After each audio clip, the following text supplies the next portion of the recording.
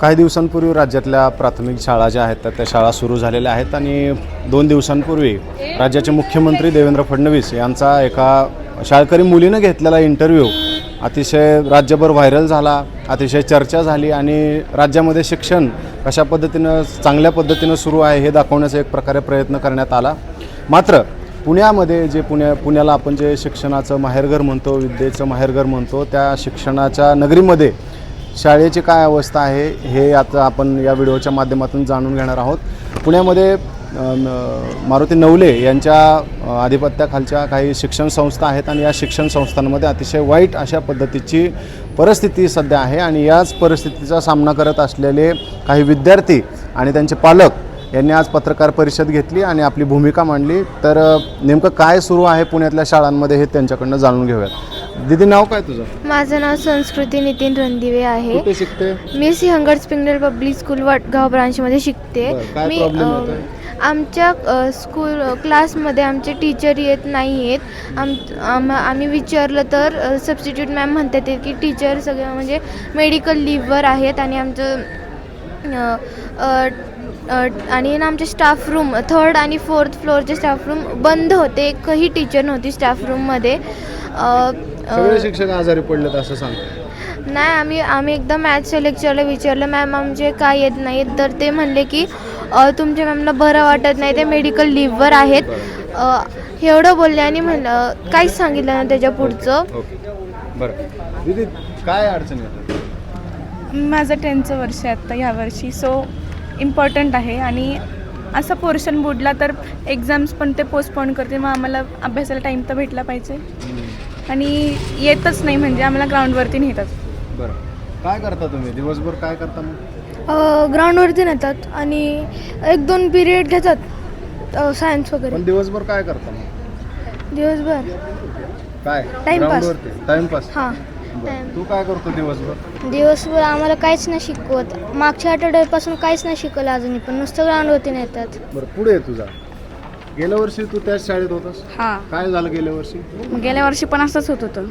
हां, स्ट्राईकच करत होते टीचर यायचे पण शिकवत नव्हते.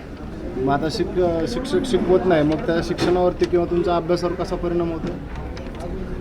काहीच नाही होते.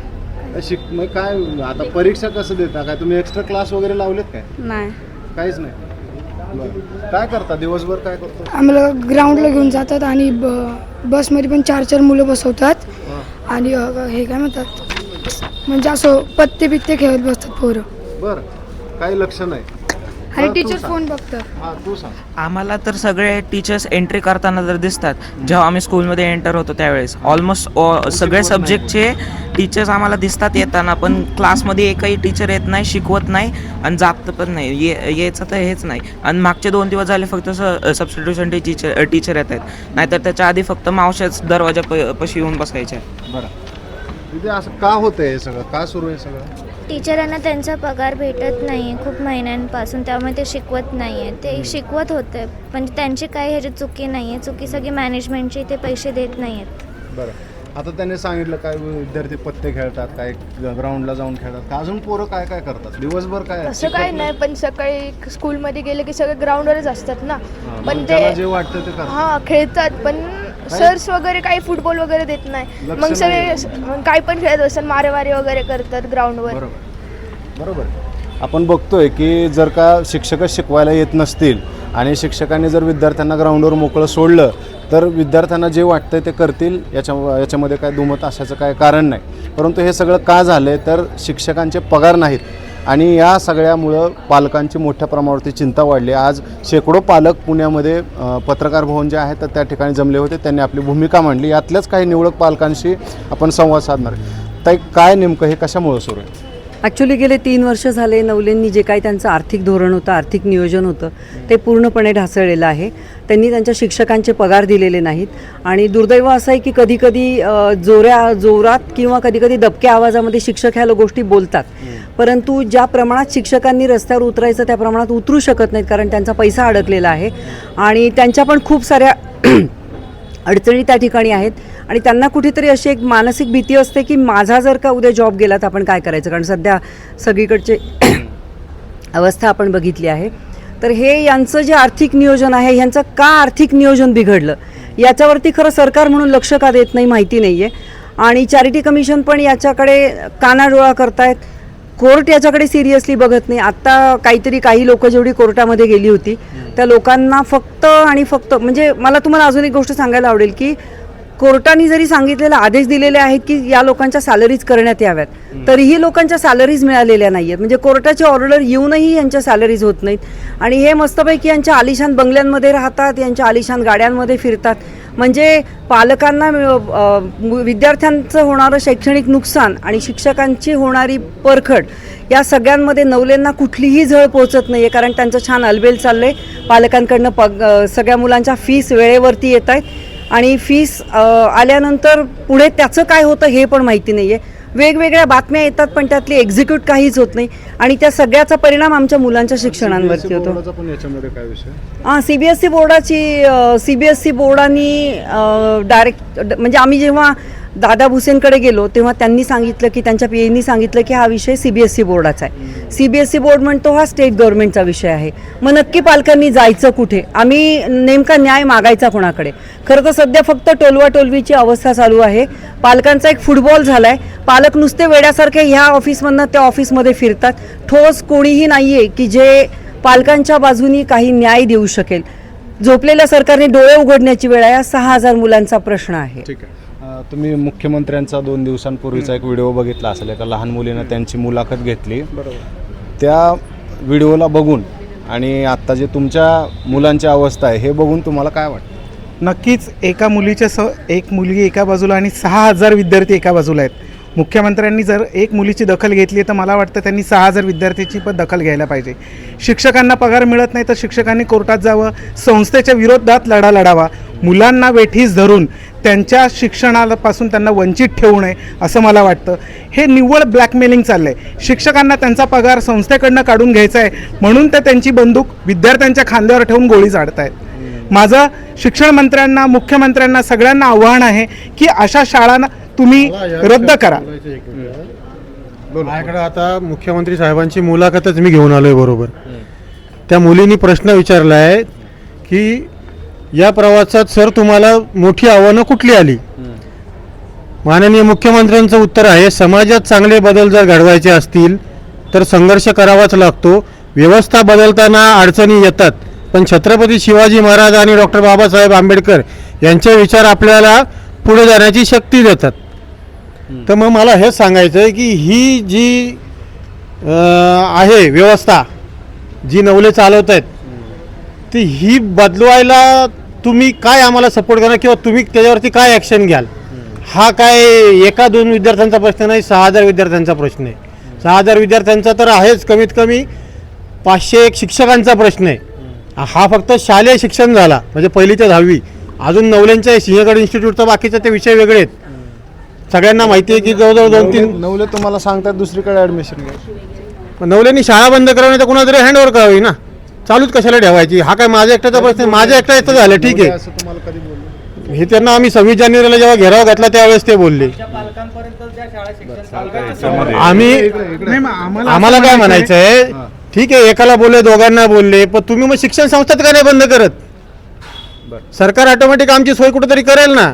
दुसऱ्या शाळेमध्ये क्लासेस वाढवून देतील. आता आम्ही जर 2-3 जण 10 जण गेलो तर समोरच्या जर क्लासमध्ये ग्रँड प्रमाणे जर त्यांच्या वर्गामध्ये जर हेच नसेल, जागाच नसेल आम्हाला घ्यायला तर आम्हाला ॲडमिशन कुठून मिळणार?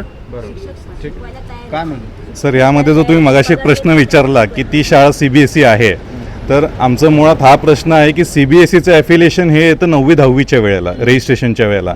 पण शाळा जेव्हा एखादी चालू होती तर त्याला मूळ मान्यता जी दिली जाते ती राज्य शासनाची दिली जाते. राज्य शासनाच्या मान्यतेशिवाय कोणतीही शाळा चालू होत नाही. त्यामुळे भले एक म्हण आहे की बाबा आकाशातलं विमान जरी उडणारं तुमचं असेल तरी इथून जाणारे रस्ते आमचे आहेत, तर तसेच इथले जे रस्ते आहेत, जी वास्तू जिथं उभी आहे ही आपल्या महाराष्ट्राच्या राज्यात उभी आहे. त्यामुळे जो आपलं राज्य शासन आहे ह्याला अधिकार आहेत.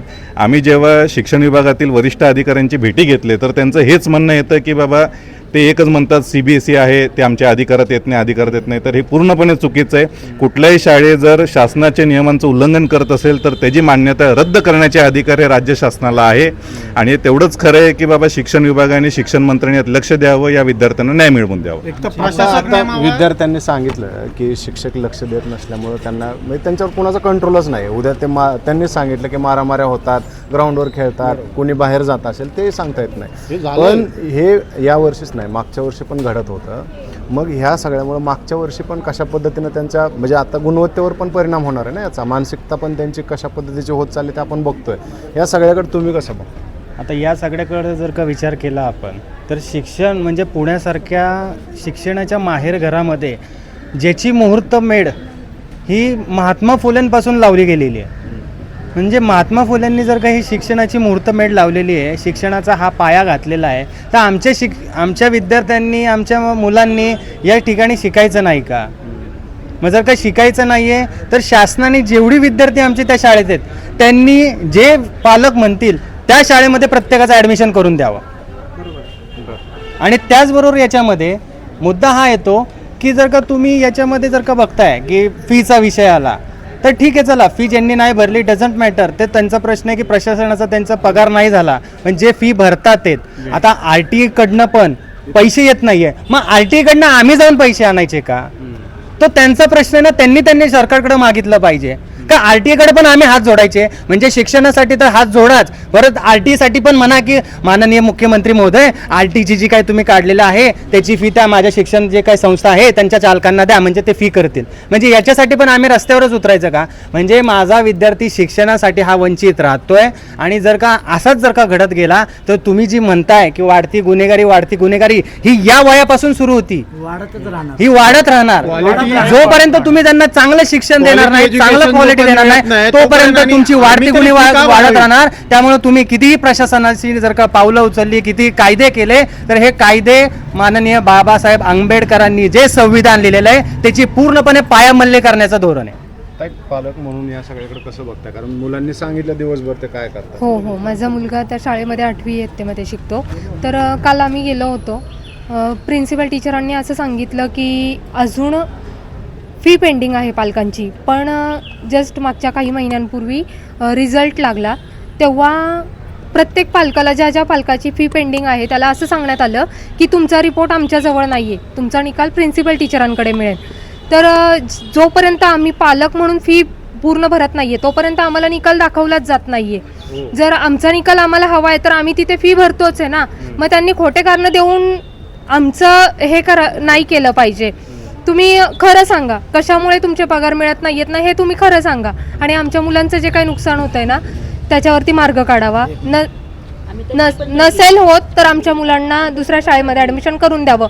का तर बाहेर समाजामध्ये आमच्या शाळेचं नाव खूप खराब झालेलं आहे. आम्ही जेव्हा बाहेर ॲडमिशन घ्यायला जातो तेव्हा तुमचा मुलगा कोणत्या शाळेत आहे याच्यावरती ॲडमिशन द्यायचं की नाही हे ठरलं जातं. आणि जिथे दुसऱ्या शाळेमध्ये गेलं तर 50,000 रुपये फी असेल तर तो सिंहगडचा आहे म्हणून तिथे 55-60,000 रुपये फी घेतात. तर आम्ही कष्ट करून मुलांना शाळा शिकवतोय आणि जर हे असं शिक्षण मिळत असेल तर आमच्या मुलांचं नुकसानच होतंय. आणि हे भरून न निघणारं नुकसान आहे. टीचरांना, शिक्षकांना पगार मिळणार आहे, उद्या मिळेल, परवा मिळेल. आमच्या मुलांचं आज जे नुकसान झालंय ते परत मिळणार नाहीये. त्याच्यामुळे आम्हाला मदत हवी आहे. काका आता प्रॉब्लेम काय ते कळाले, आता पुढं काय करणार? शिक्षण मंत्र्यांकडं आमचे सगळे पालक गेले होते. त्यावेळेस शिक्षण मंत्र्यांनी काय सांगितलं की आम्ही कॉर्पोरेशन शाळेत शिकलो तर तुमची मुलं का नाही शिकू शकत? अहो पण तुम्ही कॉर्पोरेशन शाळाच बंद पाडली आहे. कॉर्पोरेशन शाळेमध्ये अभ्यासच होत नाही, त्याचा तुम्ही अक्षरशः मर्डरच केला, त्या शाळेचा पार बांधच पाडलेले आहे. मग कसं शिकणार तुम्ही? इथं सगळे ते प्रायव्हेट शाळा खोलून त्याचे बिझनेस, त्याचे धंदे नाही, ते लाख रुपये डोनेशन, हे ते तुम्ही हे सगळं मागतात. कशासाठी मागताय? पुढं काय करणार आहे पालक म्हणून? आता तुम्ही काय करणार आहे? आम्ही पुढं अजून जेवढं आमच्याकडनं होईल तेवढं आम्ही आंदोलन करू, तेवढं त्याच्यासाठी आम्ही विद्यार्थ्यांसाठी हे करू. कारण की जर आता विद्यार्थ्यांना अभ्यासच होत नाही, काही होत नाही, तर मुलं पुढं जाऊन करणार काय? हे मर्डर, गुन्हेगारी, चोऱ्या माऱ्या, अहो याच्याने काय होणार? जर सगळे मंत्री लोक म्हणतात की मुलांना शिक्षण द्या, पण शिक्षणच मिळत नाही. आज सरकार झोपली नाही, सरकार झोपण्याचा सोंग करतीये. सरकारने पूर्णपणे झोपण्याचा सोंग केलेला आहे. सरकार झोपली नाही, सरकारला सगळं माहिती आहे, पण बघून न बघितल्यासारखं करतात. हे माझं एवढं सांगणं आहे की आत्ता जे 60,000 जे मुलांचं नुकसान चाललं आहे त्याचं काहीतरी मार्ग काढण्यात यावं. आता आम्ही ह्याच्या पुढं अजून जे काय होईल आमच्याकडनं आम्ही ते करू. आणि किती शिक्षण मंत्र्यांची, आमदार खासदारांची मुलं झेडपीच्या शाळेत शिकतात, तुम्ही यादी दाखवा आम्हाला. आणि तुम्हाला जर कळतं की झेडपीच्या शाळेत योग्य शिकवलं जातं तर मग तुम्ही अशा CBSE ICSE अशा बोर्डांना मान्यता का देता? मग समाजाचा एक अत्यंत संवेदनशील घटक म्हणून एवढंच म्हणावं असं वाटतं की शिक्षण क्षेत्रात सध्या जे काही चाललेलं आहे ते अत्यंत निंदनीय आणि लाजिरवाणं तर आहेच, पण समाजाच्या दृष्टीने ते अत्यंत घातक आहे. आता या सगळ्या गोष्टींमध्ये शासन, प्रशासन आणि संस्थाचालक यांचं मिळून जे काही मेतकूट चाललेलं आहे ते समाजाला नक्की कुठल्या दिशेने घेऊन जाणार आहे हे फार मोठं प्रश्नचिन्ह निर्माण करणारी गोष्ट आहे. तर आपण पाहिलं की हा जो उद्वेग आहे, हा संताप, हा आक्रोश आहे पालकांचा, आणि त्यांनी राज्याच्या मुख्यमंत्र्यांकडे मागणी केलेली आहे की त्यांनी या प्रकरणामध्ये तातडीने लक्ष घालावं आणि त्यांच्या ज्या मुलं जे आत्ता सध्या शिक्षणापासून वंचित राहत आहेत तर त्याच्यावरती त्यांनी स्वतः जातीने लक्ष घालून तोडगा काढावा अशी मागणी केली. पाहूयात या सगळ्या मुद्द्यावरती शासन काय भूमिका घेत आहे. दीपक पाठक, आझाद मराठीसाठी, पुणे.